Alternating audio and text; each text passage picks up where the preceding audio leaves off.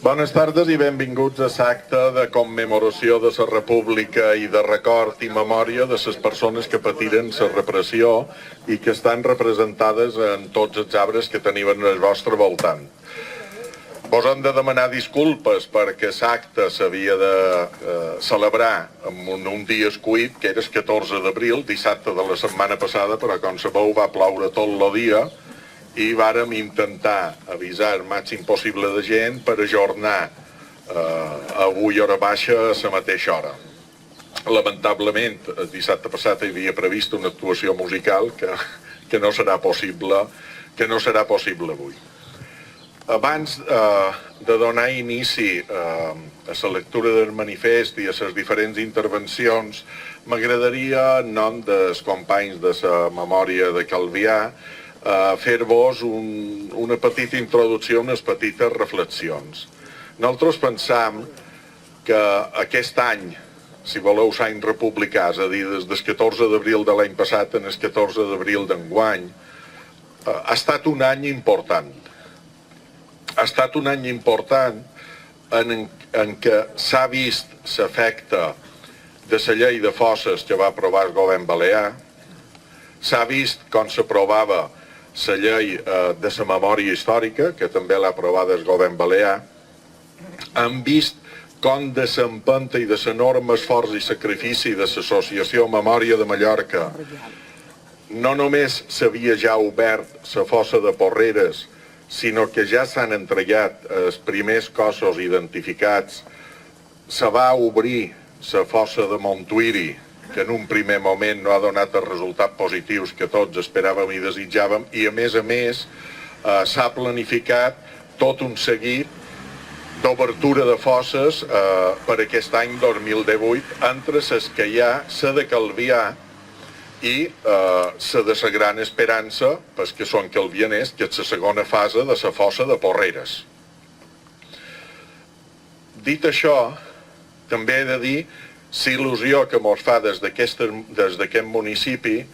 Per un costat podeu obrir la fossa que hi ha en el nostre cementeri, identificar el màxim número possible de víctimes, o totes si és possible, i que retornin en el lloc on haurien d'estar, no en el lloc on les varen dur obligades i on varen ser assassinades, que va ser aquest municipi per vergonya de tots, sinó que també tenim tots, no sé com dir-ho, il·lusió, l'esperança que totes les analítiques d'ADN que s'han repetit fa poc més d'un mes en els familiars de Calvià, que segurament s'hauran d'ampliar amb més familiars, suposin que bé entre les víctimes que encara no han estat identificades a Porreres, bé entre les que se puguin identificar, puguin recuperar els cossos dels homes de Calvià que entre octubre de 1936 i gener de 1937 varen ser assassinats a diferents indrets de Mallorca, però sobretot a Porreres.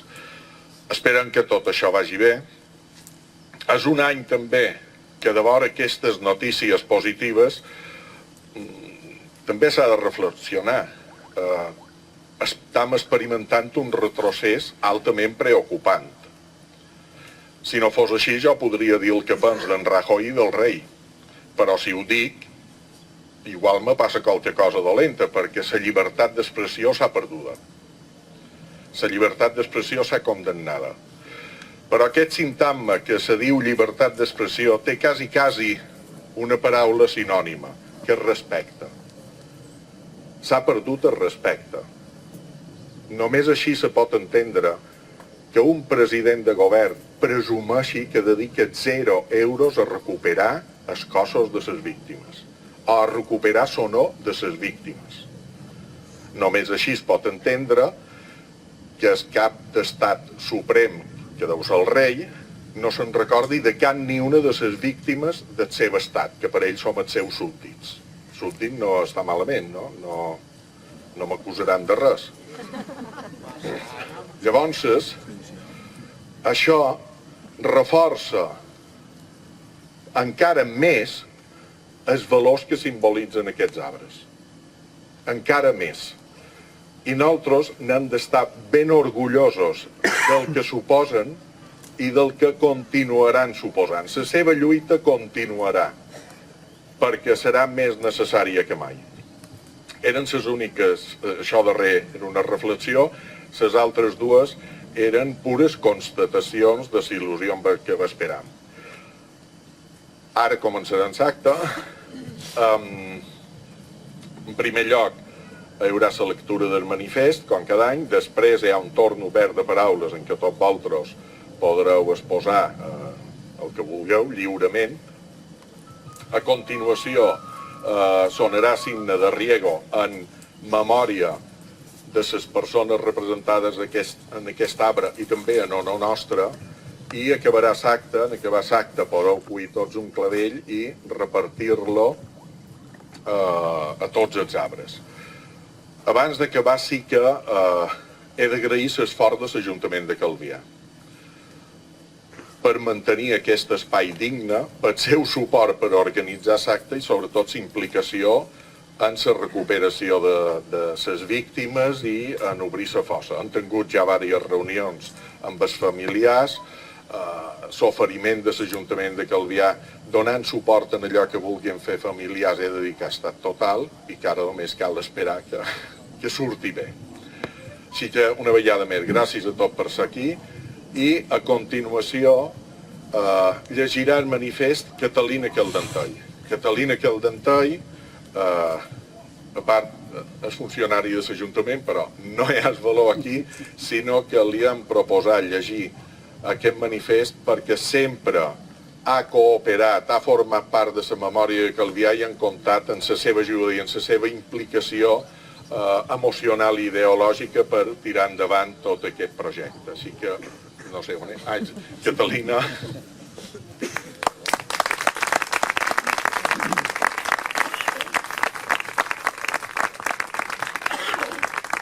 Gràcies a tots i primer agrair a l'Associació de Memòria Històrica que m'ha convidat a llegir el manifest. És el següent. Oi? A trobar els germans. Els temps que ens han tocat viure no són gaire senzills. Per primera vegada en molts anys, la generació d'aquells que són pares i mares no deixarà als seus fills un món millor basat en una situació de progrés. Es romprà així aquella norma no escrita que diu que els fills sempre hereden una realitat millor que la que trobaren els seus pares. Els motius perquè això sigui així són múltiples i variats i n'estan convençuts, profundament allunyats dels esforços que la majoria de ciutadans i ciutadanes d'aquest país han fet cada dia. Això del que hem sentit parlar els darrers anys, dia rere dia, la crisi econòmica, ha resultat una excusa perfecta per acabar amb l'estat de benestar i canviar el sistema legal i de valors socials, cosa que ha provocat un retrocés d'anys en els drets que tant ens havia costat aconseguir. Un d'aquests drets, el de la llibertat d'expressió, se sent avui fortament atacat. Tracten d'atemorir i fer callar els ciutadans, d'afeblir l'esperit crític, enviant a la presó totes aquelles persones que expressen lliurement el seu pensament. Que a uns agradarà i a altres disgustarà profundament, és ben cert. Però el fet de poder dir sense por el que un pensa ens fa forts com a éssers humans i aferma la nostra societat que ha de desenvolupar els mecanismes lliures que li permeten discutir i debatre sobre tots els punts de vista, sense que suposi acabar a la presó com acabaren o acabaran uns músics amb unes lletres, si se vol, discutibles perquè han faltat el respecte al rei. Els casos d'homes i dones que han passat pels jutjats per expressar opinions contràries a la norma imposada pels qui governen contrasta fortament amb les afirmacions d'altres persones o personatges que no han estat ni de bon tros investigats per la justícia. Paraules, frases i expressions que han sentit els darrers anys sobre els desapareguts durant i després de la guerra. Gestos com el de l'abat del Valle de los Caídos impedint que uns familiars recollissin els cossos dels seus éssers estimats. Fundacions, com la de Francisco Franco, subvencionades amb fons públics. Tot això ha passat de llis. Hem embogit? No, en absolut. Vivim una involució de l'Estat, Vivim l'aparició del nacionalcatolicisme més ranci en forma de processons, d'escoles que segreguen per sexes, d'una religió imposada als centres educatius i d'una ideologia que pretenen que ens veiem com si fóssim beneis, com si no tinguéssim capacitat de discernir. Davant les consideracions d'algunes persones que afirmen que actes com el d'avui són purament nostàlgics i tenint en compte les afirmacions que acabem de fer, convé recuperar el que deia la Constitució de la Segona República quan determinava a diferents articles que es relacionen directament amb tot el que acabam d'exposar. La igualtat davant la llei, la inexistència de privilegis de cap mena, la confessionalitat de l'Estat, la llibertat per emetre opinions, l'ensenyament laic, el compromís, la il·lusió i la força d'aquells homes i dones que l'any 1931 imaginaren i quasi aconseguiren un país millor, segueixen plenament vigents avui. I vigent és també la necessitat que tots els que foren assassinats per aquestes idees, tots els que patiren per així com pensaven, per pensar d'una manera diferent, puguin tornar a casa seva. Sembla que enguany hi som més a prop. Feim nostres, per això, uns versos de Salvador Espriu, que són els següents. Quan el vent es parla en la solitud, dels meus morts que arriben d'estar sempre junts, he mirat aquesta terra. I això és el que volem, que els nostres morts en la nostra terra estiguin sempre junts. Visca la República!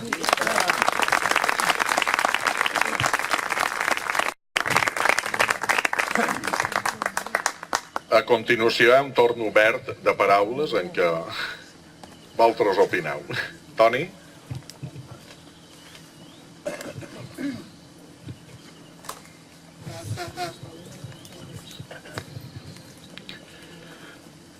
Me deixen ser el primer perquè som el més jove. Vos heu donat compte, no?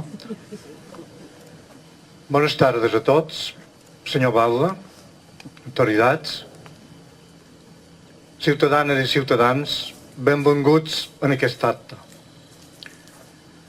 Crec que després d'aquest Parlament i de la forma que s'ha expressat, caldria callar. Però ja som major i no tem por a xerrar amb educació. Per tant, permeteu-me que conti un parell d'històries. La primera, per què avui podem estar aquí en aquest bosc de la memòria? Jo ho diré, molt breument. Hi va haver, en el seu moment, una conjunció de societat civil i societat pública. Societat civil representada per una família, després se n'anaren afegir d'altres, societat civil, Delgado, Muñoz, i societat pública, Ajuntament de Calvià. Els Delgado Muñoz varen sofrir que el seu padrí fos afusellat en el Fort d'Illetes i varen creure que seria molt adient que a prop d'aquí hi hagués un lloc per recordar a totes les víctimes del franquisme. I varen ser ben rebuts a l'Ajuntament per part de la Margarita i per part de Manel, i amb un storming d'idees van arribar a poder tenir el que tenim avui, aquest bosc, amb aquests arbres que representen les víctimes i amb aquesta emblemàtica figura del manacorí Frau. Vos vull contar dues històries de la República. Una és d'un francès, d'en Georges Bernanos. Bernanos va estudiar lletres i dret a França. Era un militant de Morràs, d'un partit d'extrema dreta. Ell mateix va actuar amb violència allà a París i va ser per això empresonat bastantes vegades. Es va casar, diuen que amb una descendent de Juana de Arco, i va tenir 3 fills i 3 filles.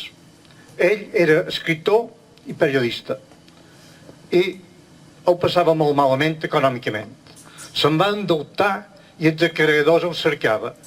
I va fugir de França i va venir a Mallorca. I se va instal·lar a Sóller. El 34, octubre del 34. I a Sóller va freqüentar l'aristocràcia mallorquina i també els marquesos de Zayas.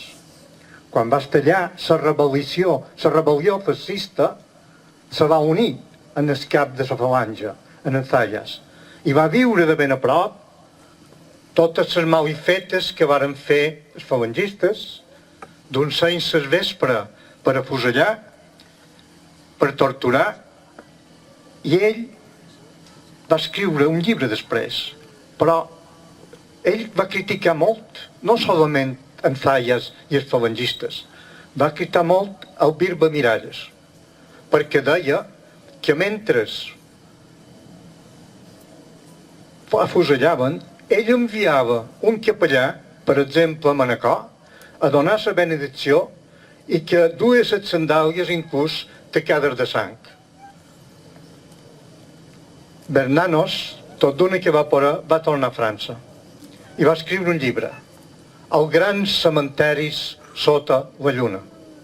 Els grans cementaris sota la lluna. Perquè ell deia que tenien els assassins de testimonis la lluna i els cementaris. És paradox que un fascista critiqui tan durament un altre fascista. L'altra història que vos vull contar és d'un anglès, Numia Blair, però de pseudònim a George Orwell. És de la Granja i és de 1984. De jove era un antifascista i va venir a Catalunya a lluitar contra el fascisme.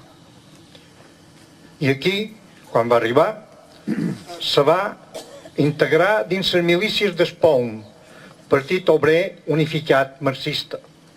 Després d'uns mesos d'instrucció, l'enviaren en el front d'Aragó i allà va lluitar. Va lluitar per la República. El feriren i el tornaren a Barcelona per la seva recuperació. I allà va viure coses que no li agradaren, coses ignominioses. Hi havia gens d'en Stalin que en lloc d'anar al front a lluitar, per ordre d'en Stalin, s'encarregaven de dir falsedats contra els militants d'Espol i militants socialistes. En varen fer tancar molts i alguns inclús els assassinaren. Un amic seu d'Espol el va avisar: escolta, vés-te'n perquè estàs a les llistes per depurar-te. Ell, d'una manera, va fugir d'Espanya i va tornar a Anglaterra. Allà va escriure tot el que havia viscut el 38 i va titular un llibre que se diu Homenatge a Catalunya. Homenatge a Catalunya. Però no trobava editor perquè l'editassin i va haver d'estar un parell d'anys. I així i tot va haver de llevar 2 capítols perquè no els volien publicar. Va ser anys després que li varen publicar íntegrament. Jo no Pau, i vull que quedi molt clar, d'aquelles dones i homes comunistes en la fe del Carboner, que amb molt de valor defensaren la República i anys després van seguir defensant la llibertat d'Espanya. Jo parlo de gens estalinistes que, per ordre d'en Stalin, no se fixaven en els mitjans per aconseguir fins. Li era igual. Després, dècades després, varen saber qui era en Stalin. Qui era en Stalin.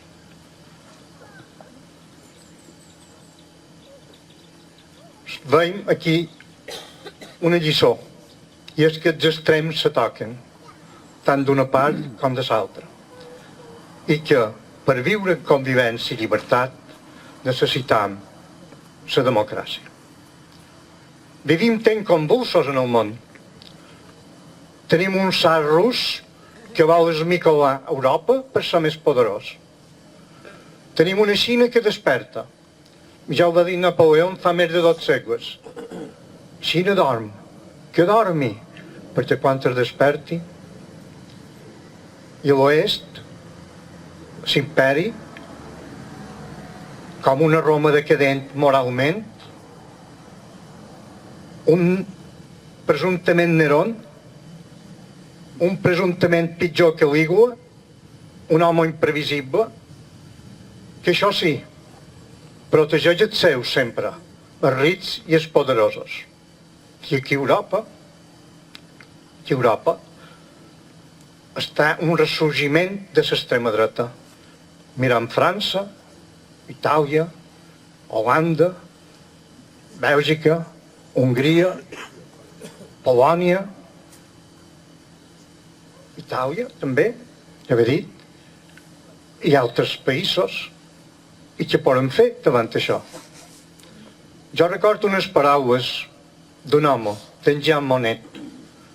Jean Monnet ho va escriure l'any 43 des d'Argèlia, perquè ja hi havia la Segona Guerra Mundial i França estava ocupada pel nazisme. Jean Monnet va dir: el que varen fer 1919, després de la Primera Guerra Mundial, que va ocasionar tant de milions de morts, no va servir per res, tornant a tenir una altra guerra, amb milions de morts. L'única solució que jo hi veig, va dir, és la Unió Europea. I va dir: jo lluitaré per la Unió Europea. I ho va fer. En Jean Monnet és el pare de la Unió Europea, de la CECA, de la comunitat, de la Unió, de tot. Jo crec en Jean Monnet i crec que la solució difícil de cara en el futur és una Europa federal ben encaixada. I aquí a Espanya, ja ho veiem, tenim un estat de dret, però per jo una democràcia amb molt poca qualitat. Necessitem més qualitat a la democràcia. Els nostres diputats van allà, però estan a les ordres d'un partit. Necessitem una llei electoral nova, que no hi hagi llistes tancades i que el diputat pugui també alçar la veu un moment determinat, no sigui castigat i pugui apropar el ciutadà, pugui representar el representant seu en el ciutadà. I nosaltres, sobretot, aquests 3 pilars de l'estat de dret, el pilar de la justícia, en el meu parer, no hauria d'estar tan contaminat per la política. I nosaltres hem de poder anar a els nostres carrers, a les nostres places, sense mordassa, i poder alçar la veu contra el que creguem injust. I ho hem de fer. Ho hem de fer per la llibertat i per la democràcia. Els nostres avantpassats van lluitar per la república, per la llibertat i per la democràcia. Nosaltres també ho hem de fer. El Lenin, després de guanyar la revolució russa, l'octubre de l'any 17, un periodista occidentals li varen dir: però el seu programa no hi ha democràcia, no hi ha llibertat. I el Lenin va contestar: llibertat per què? Democràcia per què? Nosaltres li podríem dir un parell de raons del per què, però manllevaré unes paraules tornant a la república de don Manuel Azaña. Azaña, a un discurs seus, va dir: la libertad no hace más felices a los hombres, les hace hombres. Salut i gràcies.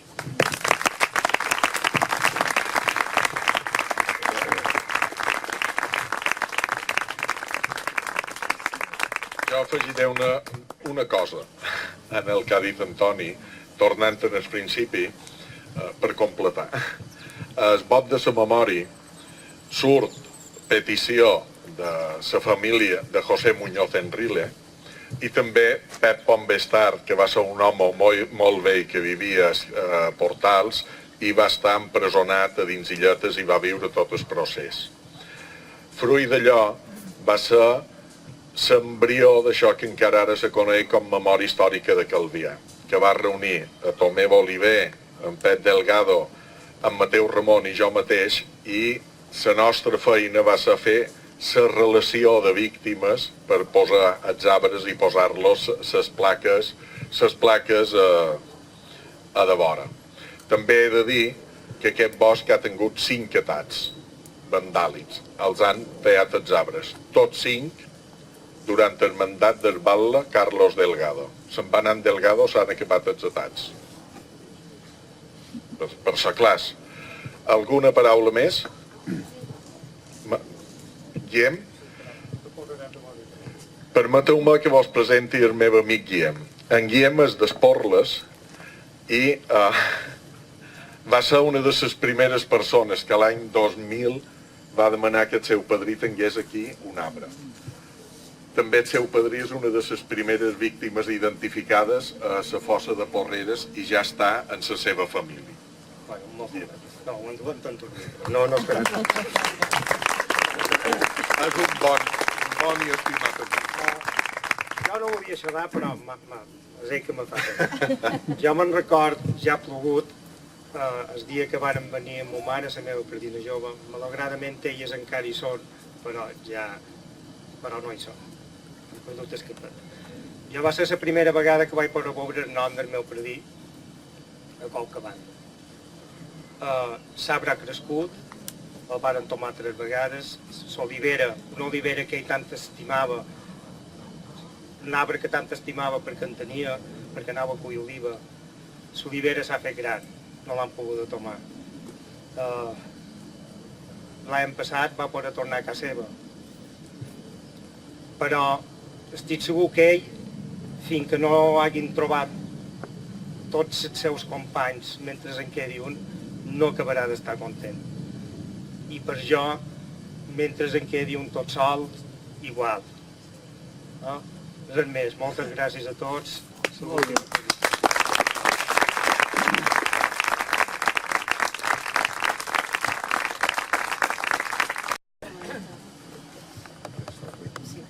Bé, bones tardes a tots i totes. Jo soc... No, és igual, jo me conec. Sí, però en realitat, avui vull xerrar com a neta. Vull xerrar com a una de les víctimes del franquisme, que té un arbret en aquest indret, i ja que xerram dels arbres d'aquest indret, vull xerrar també d'això, no? Arran que se va fer aquesta... Bueno, jo diria que són dels primers memorials que hi ha a la illa, amb els noms escrits de totes les víctimes, no? Ja sabeu que la relació que tenen és que, o bé, eren víctimes del franquisme, víctimes en resultat de mort, d'assassinat, vull dir, del franquisme, o bé que s'havien trobat en el terme municipal de Calvià, o bé que havien estat tancades i assassinades després en el Fortí d'Illetes, no? I també les víctimes del propi municipi de Calvià, que havien nascut a Calvià, no? Que estan en altres indrets a vegades, no? Com a Porreres, per exemple, o Palma. Llavors, quan jo visc aquí a Portarnou, molt a prop d'aquest bosc, i clar, siguem familiar de víctima, quan vaig saber d'això entenia que els criteris, el meu predí no hi entrava, el meu predí era d'Inca, som d'Inca nosaltres, el mataren, va estar tancat molt de mesos a Can Mir, a la presó de Can Mir, i després va desaparèixer de Can Mir i pensant que segurament el mataren està a la fossa de Porreres, tot i que no l'hem identificat, és un d'aquests altres que no hem identificat. Ara sortia un net dient que el seu predí sí, i entenia perfectament el que explicava ell, no? Perquè ell explicava i deia que fins que tots no hi siguin, el meu predí no estarà bé, no? I ma mare, que es viva encara, que té 93 anys i bé, té escapat bé, però el cos no el té molt bé. Llavors ha vengut altres anys, però enguany ja no pot venir. Llavors ella, una vegada que xerraven de posar noms, jo li vaig dir, bé, només posaran, no me referíem a Calvià, me referíem a un altre indret, només posaran els que són del poble, mamà, li vaig dir jo, no? I ella me va dir, uf, el papà no voldria que posassin el seu, si no posaven els dels altres. precisament he entès perfectament el que has dit, perquè imagineu quines lliçons mos donen quan ella tenia només 11 anys, quan mataren son pare, però ja havia mamat d'alguna manera aquest espírit de solidaritat que tenien aquests homes i aquestes dones. Llavors he volgut contar això, no, perquè el meu predit té un nebret aquí. I per què el té? Perquè quan varen començar després, uns anys després, bé, ja l'any 2005, varen començar a ajuntar-nos un grup de persones reclamant no només les històries, que també són importants, sinó els drets de les víctimes, els drets de les víctimes. Llavors vaig conèixer en Manel i a part que jo sabia que hi havia aquest bosc perquè jo visc a Portats, no? I vàrem pensar que hi havia famílies que no sabien absolutament on eren els seus, que eren desapareguts, que no sabien inclús on l'havien matat, que no coneixien les circumstàncies de les seves morts, etc. No sabien, no tenien cap registre, i que hi havia famílies que se m'havien ajuntat amb nosaltres, que els havíem entrevistades, que havíem xerrat amb elles, que havíem... I veiem aquell desempar que tenien, aquella il·lusió que tenien perquè se posés el seu nom a qualque indret per poder dur unes flors a un puesto públic que no el tenien, no? I varen decidir, així com varen poder ja una vegada constituïda l'associació, pagant les plaques que els va fer un company nostre de forma voluntari i les famílies varen pagar una quantitat. En aquell temps hi havia en Carlos Delgado, i ja sabien que no tindrien cap tipus de resposta. Per tant, nosaltres varen sembrar uns arbres i nosaltres varen posar unes plaques, no me recordo exactament a quantes, però jo crec que eren a prop de 50 noves plaques, i el meu predí va entrar també en aquesta aposta. Aquest indret no només representa, dirien, el que en un principi s'havia projectat, sinó que també hi ha hagut aquesta altra passa, no? Aquesta solidaritat que parlàvem abans, no? I que nosaltres ho vam entendre.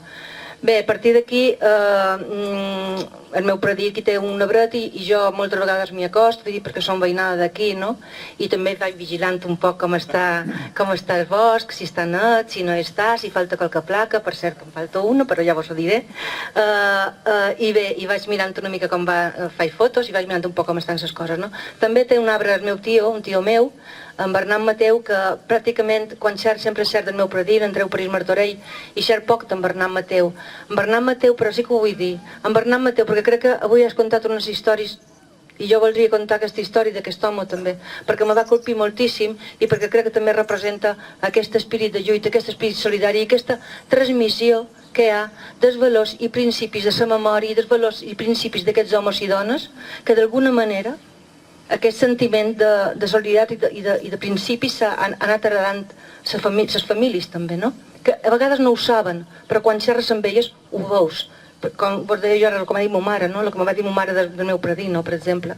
Bé, en Bernat era germà d'Esbal Ladinca, Antoni Mateu, que també tothom coneix, però en Bernat el coneixen quasi.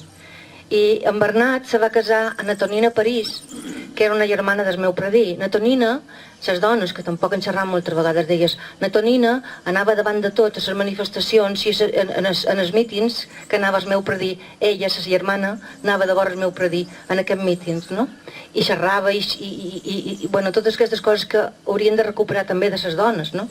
Bé, se va casar amb en Bernat. En Bernat diuen que era d'Esquerra Republicana, jo tinc dubtes, vull estudiar bé això perquè ma mare sempre parla i me conta que xerraven molt ells dos, discutien millor, que ja sabeu que no vol dir barallar-se, no? Discutien, com poden discutir ara, no? I ell defensava molt l'anarquisme, però tant me xoca molt que fos d'Esquerra Republicana quan defensava tant l'anarquisme, no? I a Inca hi havia un moviment anarquista important, no n'hi havia molt de poble, si vos fixeu, a Inca sí que n'hi havia perquè hi havia precisament fàbriques, hi havia teixit industrial i hi havia molt de sindicalisme, hi havia una societat important que se deia, que era una societat de sabaters, no? I era una societat que se deia la justícia, i allà hi militaven socialistes i anarquistes, curiosament. És una cosa d'estudi també, perquè no conec jo molt de casos en aquest sentit, no? Llavors, Sant Bernat, de moment no ho he vist de cap document, però sí que surt a les publicacions que era d'Esquerra Republicana. Supos que perquè interpreta que el seu germà Antoni sí que ho era, Antoni Bernat sí que ho era, d'Esquerra Republicana Balear, igual interpreten que és per això, no? La qüestió és que ell el mataren, el varen tancar també, igual que el meu predí, primer Sant Domingo Inca i després el varen dur a matar, el varen dur a tancar a Can Mir, va estar uns anys allà i un dia després, crec que 2 dies després, quan ta ma mare va sortir de Can Mir, igual que el meu predí, el posaren en llibertat i pensant que també està a la fossa de Porreres, tampoc l'hem identificat. Tot i que té un fill que ha donat l'ADN, que viu a Madrid, que és metge i que va donar l'ADN, però que no. Bé, aquest home és cosí germà de ma mare, per tant és el meu tio Bernat també, i una vegada que va venir aquí té sabret aquí, jo el vaig dur, li vaig mostrar, se va emocionar moltíssim i després anàrem cap a Porreres, li vaig explicar un poc la història i per camí aquest home em va contar una cosa curiosíssima, no? I em va contar que ell, així de cop, no en Bernat igual, que seu pare, me va contar i em va dir, perquè jo no nom Bernat. I jo li vaig dir que no sabia què me deia, anava conduint i me diu, no, jo nom, això fa un parell d'anys, jo nom Marat. I jo li vaig dir, Marat? I no sabia per què me deia això. I ell me va dir, bueno, Jean-Paul Marat, el líder de la Revolució Francesa, un dels líders de la Revolució Francesa, i vaig dir, ostres, i com és que explica'm això? I em va dir, no, perquè mon pare, que era molt amant de la història, i jo vaig pensar, sí, tu diràs de la història, però sobretot de la revolució, perquè realment era això, no? De la revolució, doncs, me va posar Marat. Jo vaig néixer durant la República i tenia 3 anyets, era més jove que ma mare. Vaig néixer durant la República i per tant me varen posar Marat. Home, no, era més petit inclús, jo crec que no tenia ni un any, perquè ma mare conta que el duia en braç, o sigui, no tenia ni un any. Llavors li van posar Marat, i van dir que en el registre civil, si ho veus, ho pots anar a mirar, veuràs que posa Marat i deixat després, que després me varen haver de batiar obligat, i me varen posar Bernat. Després de matar son pare ja. Llavors, i jo li vaig dir, carai, doncs això és una història molt guapa, que de fet ja hem vist sentides d'aquestes històries, no? I me va dir, diu, sí, diu, el que passa és que, bé, van continuar, i després quan tornàvem em va dir, diu, escolta, a mi, això que m'has dit, que me varen tatxar Marat, és vera que me varen tatxar Marat, diu, però jo tinc un fill que va néixer durant la dictadura, però, saps una cosa, també tinc un net, i el meu net, nom Marat. Per tant, aquesta cosa que us volia explicar, d'aquesta transmissió, d'alguna manera, d'aquests valors entre famílies, també, tot i que han estat molt, no sé com dir-ho en català ara, però matxacades, bueno, sí, han estat molt... Sí, llavors, perquè ho han estat molt, inclús s'han arribat a pensar que eren dolentes per tot el mal que els havien fet, era perquè s'ho mereixien, i això amb moltes d'elles, no?, com ho han contat. Llavors, així tot, d'alguna manera això al final sorgeix i és molt guapo descobrir-ho, no? I bé, res més, només dic-vos que ara sí com a associació, a la comissió de la llei de fosses, que encara s'han aprovat efectivament 2 lleis, la darrera és la memòria democràtica, però encara s'ha de formar aquesta comissió.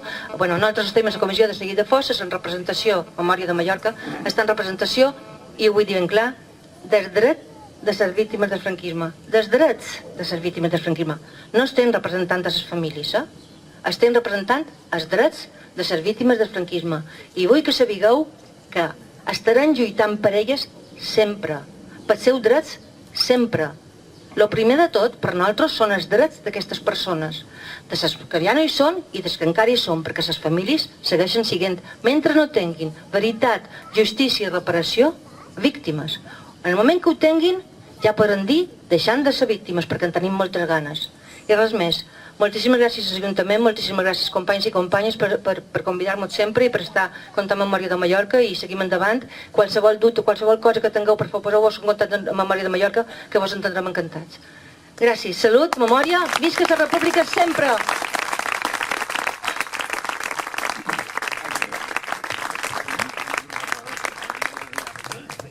Més paraules? Rafael? Rafael Sedano. Bé, Toni Roig deia bon dia a tothom, menys un, jo diria bon dia a tothom, ciutadans i ciutadanes, no crec que cap ciutadano ni popular. Jo m'he escrit un poc el que he de dir per no oblidar cap de les idees que volia plantejar i vaja, perquè per tu no tinc tan bona memòria o estructura que els que m'han precedit. Jo volia aprofitar per denunciar, en línia amb el que deia el manifest, amb el que llegia na Catalina, i bàsicament, bé, tots els presents sabem quina data commemorem avui, i en aquest lloc, en el vot de la memòria, i penso que és de màxima importància la celebració d'aquests actes, d'aquest tipus d'accions, perquè, manllevant la frase que tantes vegades s'ha repetit, qui oblida la seva història està condemnat a repetir-la. I això que representam avui, això com anem avui, és una fita per treballar la necessitat de fer justícia i reparació. Com no pot ser d'altra manera, i com sempre repetim, enhorabona i gràcies a en Manel, a en Toni, a en Pep i bé, a tothom, entitats, col·lectius, per la memòria de Calvià, per la memòria de Mallorca i la resta implicats en la iniciativa que fa 15 anys va fructificar amb aquest bosc i que diria que ja fa també 15 anys que s'ha dut a terme aquest acte, 15 o 16. Si me permeteu, crec que és adequat, com també s'ha comentat, plantejar aquesta llei de la memòria que s'ha aprovat, aquesta llei de fosses, l'obertura de la fossa de Porreres, la propera obertura, esperem, de la fossa de Calvià, la segona fase de Porreres, i altres, no sé si són 15 o 16 municipis més, amb la clara voluntat d'això que parlàvem, de fer justícia i reparació. Amb tot, continuar denunciant una sèrie de fets que no haurien d'haver ocorregut mai i denunciar que hi ha gent, partits i institucions que no han condemnat mai. Governàs qui governàs i havent la majoria, algunes absolutes que hi ha hagut de diferents partits, però hi ha institucions que segueixen igual, que no han condemnat mai els fets. I vaja, continuem esperant l'arribada d'un règim polític just i democràtic en substitució d'aquesta monarquia traïdora i dictatorial que avui poden veure amb els seus descendents i hereus i descendents dels que van guanyar l'any 39. Bé, malauradament, en lloc de tothom fer passes endavant, moltes són endarrere. I, com deia, avui és un bon lloc i una bona data per denunciar. Com deia, qui oblida la seva història està condemnat a repetir-la. I arreu d'Europa s'estan permetent massacres humanitàries amb la complicitat dels estats, amb la complicitat d'Europa, i no s'hi està posant remei. Fa 2 anys vaig llegir un test de la Joana Raspai i enguany me fa gana llegir un test d'un autor contemporani, el barceloní Gustavo Duc. A més, és un llibre regalat per un bon company i amic i company de lluites, en Tomeu, sobiranista, socialista, de veres, feminista, de veres, pagès, compromès, lluitador, i una persona qui defineixen unes paraules que m'ha agradat molt especialment d'aquest llibre. El prologuista de Secretos diu, en Gustavo Duc, en Tomeu, se interesa más por los pequeños gestos que por las grandes gestas. Crec que és una frase molt adient per lo que commemorem avui i llegiria 3 poemes. No, bé. Ya está, gracias. Muros. Los guardias del Parque Nacional Gran Paradiso, en el norte de Italia, no salen de su asombro. Fueron congéneres de su misma especie quienes decidieron apresar el agua de los hielos levantando, como en tantos otros lugares, un grandioso y vertical muro de miles de rocas con el más duradero de los cementos. ¿Quiénes trepan ese muro vertiginoso? ¿Quién lo atraviesa en equilibrios imposibles? ¿Qué locura alpinista lo consigue sin víctimas ni despeñamientos? Seres que no quieren que en ningún lugar, otro muro de Berlín, otra valla de Melilla, otra muralla de Tijuana, divida la vida. Metamorfosis. Lo dicen las gentes de San Luis, en Senegal. Por las noches, desde siempre, es costumbre sentarse en las barcas de pesca, amarradas en la playa, a contemplar la luna y sus reflejos en el mar, canturrear y contarse historias de ayer. Pero ya no es así. Hay tantos barcos pesqueros europeos faneando en alta mar, con técnicas y modos exterminadores, que sus miles de luces aparentan desde la costa como una gigantesca ciudad flotante.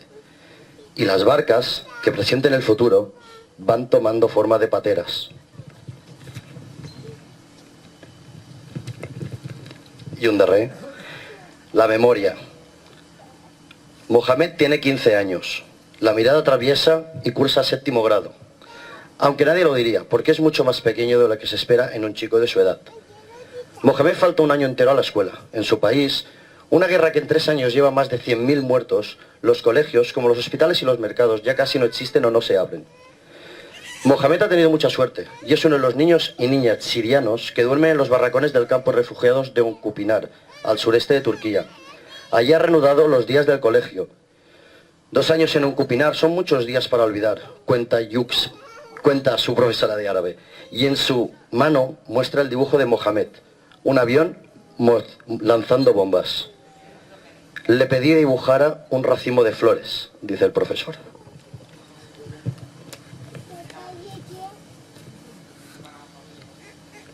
Bé, com vos deia, m'havia apuntat diverses coses perquè penso que avui és un bon dia i un bon lloc per denunciar fets que, com plantejàvem, qui oblida la seva història està condemnat a repetir-la.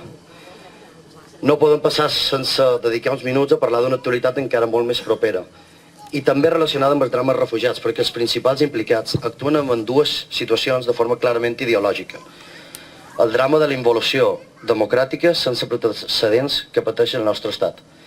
Llibertat d'expressió, llibertat ideològica, llibertats democràtiques. Uns neofeixistes que donen suport i pressionen per aplicar un dogma. Uns que governen, que són els de sempre, sense el neo. I una gent que ha anat de perfil fins que s'ha hagut de posicionar. Una postura final que ha servit a la dreta per justificar l'intencionat Alzheimer polític. Poca memòria històrica i molt d'Alzheimer polític. I ens trobam amb gent que se diuen socialistes i que no tenen problema en afirmar que la carta d'una banda armada que se retira, just ahir, és intranscendent. Un exemple de Ciudadano que no té cap problema en igualar la lluita armada amb una votació presa a un Parlament, perquè la majoria de diputats i diputades preses per una majoria de diputats i diputades elegides a les urnes. Jo això li dic feixisme. Un ciutadano que manté el seu càrrec a un govern que s'autodenomina socialista. Potser mos hem de fer mirar. I els fets són tan greus que, si m'ho permeteu, ho gravaré amb un poema escrit fa 80 anys, sobre l'exili. I que molts coneixereu.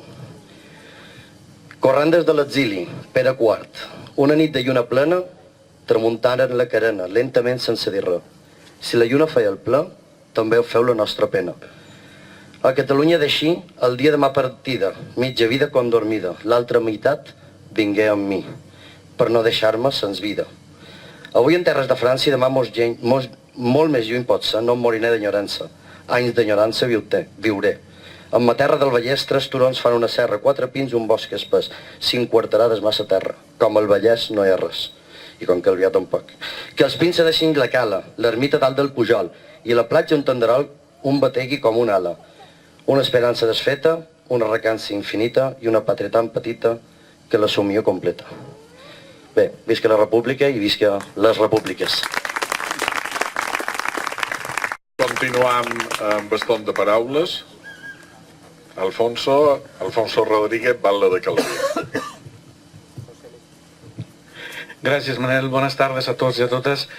I en primer lloc, agrair la feina de memòria històrica, agrair la feina per la celebració d'aquest acte i agrair també les paraules d'en Manel com a agraïment a la tasca que feien des de l'Ajuntament, que realment és la justa, és mantenir aquest bosc com toca i com que mai havia estat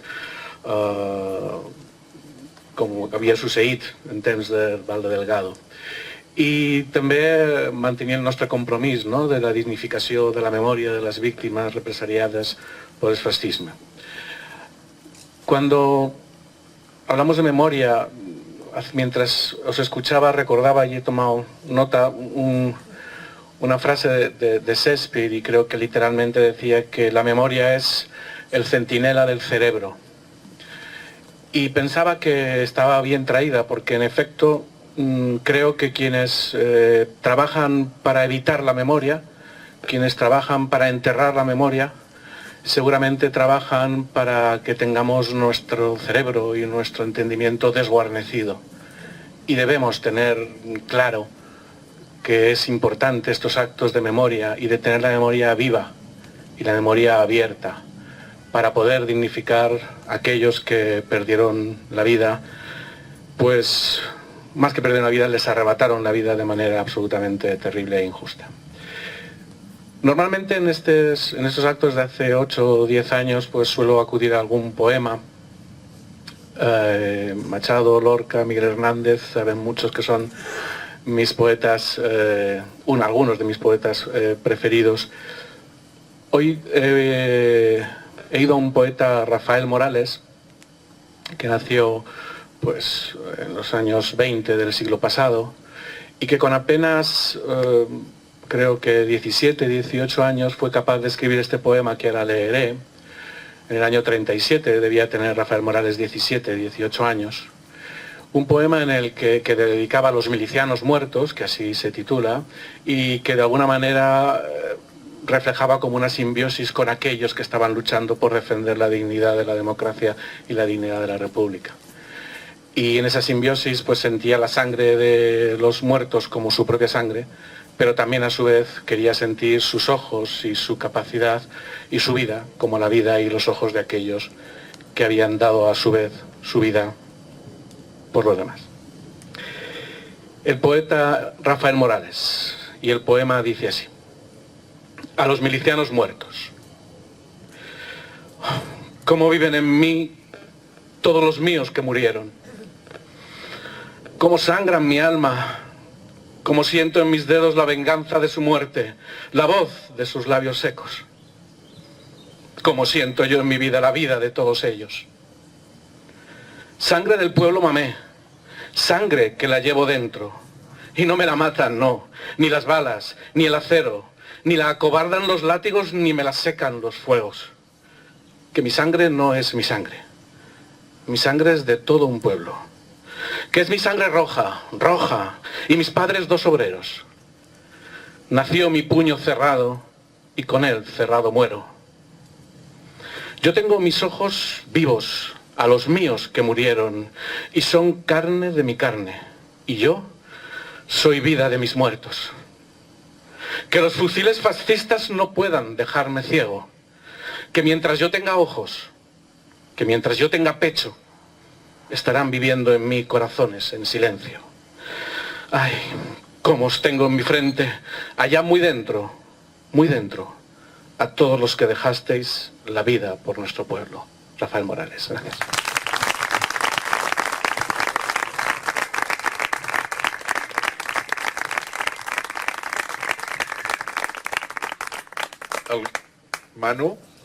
Manu Villaorlada, de l'Assemblea de Joves de Calvià.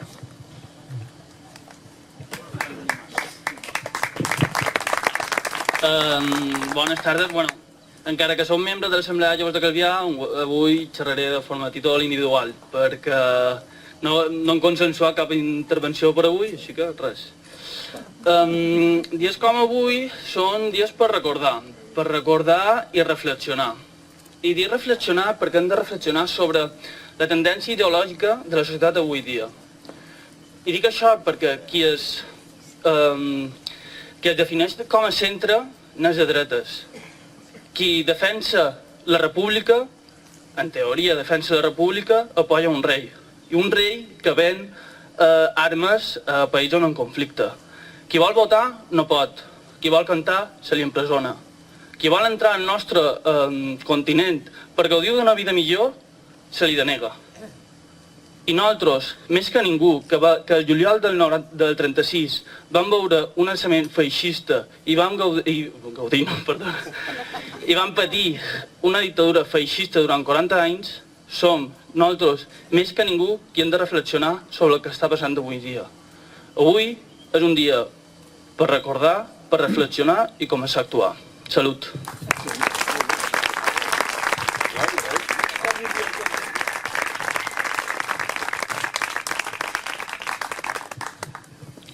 Més intervencions? Tanca en Manu. Sí, un bon tancament, fantàstic. Bé, a continuació, per tancar l'acte, sonarà signe de la República, en dit en honor de tots, i després podreu cuir cada un clavell i dur-lo per homenatjar, dur-lo a cada arbre per homenatjar el que simbolitza cada arbre.